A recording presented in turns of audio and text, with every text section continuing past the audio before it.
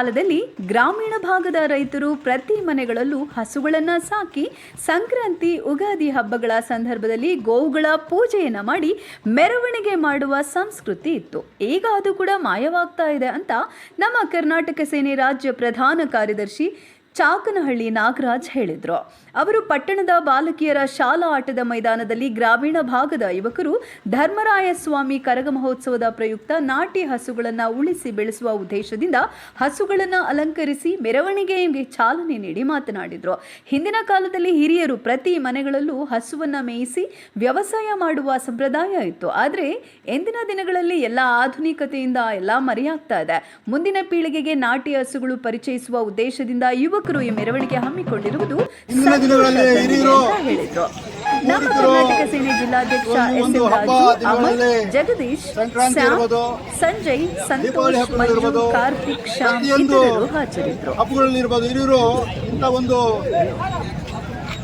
ಹಿರಿಯ ಸಂಸ್ಕೃತಿಯನ್ನು ಆಚರಿಸ್ಕೊಂಡು ಬರ್ತಾ ಇದ್ರು.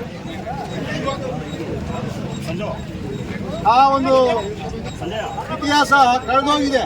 ಈ ದಿನ ಈ ಒಂದು ಹೊಸ 2025ರ ಏಳಿಗೆ ನೋಡಿ ಗಮನಿಸ್ಬೇಕಂತಂದ್ರೆ ಹಳೇದೆಲ್ಲನೂ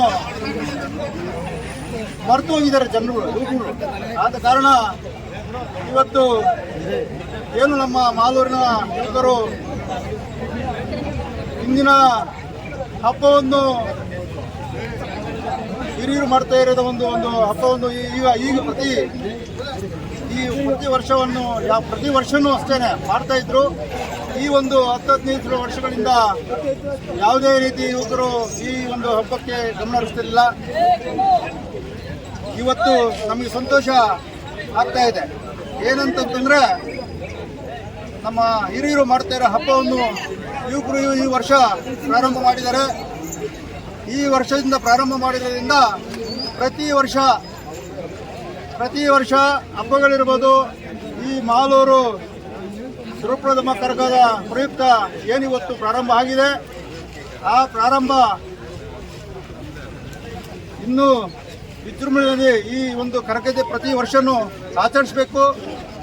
ಹಿರಿಯರ ಒಂದು ಆಚರಣೆ ಏನು ಮಾಡ್ತಾರೆ ಅದು ಯುವಕರು ಮಾಡಬೇಕಂತೇಳಿ ನಾನು ಈ ಒಂದು 2 ಮಾತುಗಳನ್ನು ಮಾತಾಡ್ತೇನೆ. ಜೈ ಹಿಂದ್, ಜೈ ಕರ್ನಾಟಕ ಮಾಡ್ತೀನಿ.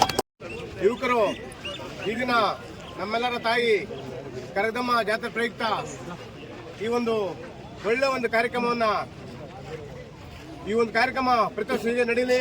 ಯಾಕಂದರೆ ರಾಸುಗಳು ಮಾಲೂರು ನಗರದಲ್ಲಿ ಮೆರವಣಿಗೆ ನಾವು ಕಂಡಿಲ್ಲ. ಈ ವರ್ಷದಂತೂ ಪ್ರಾರಂಭ ಆಗಿದೆ. ಹೀಗೆ ಮುಂದುವರಿ ಅಂತೇಳಿ ನಾವು ಆಶಿಸ್ತೀವಿ.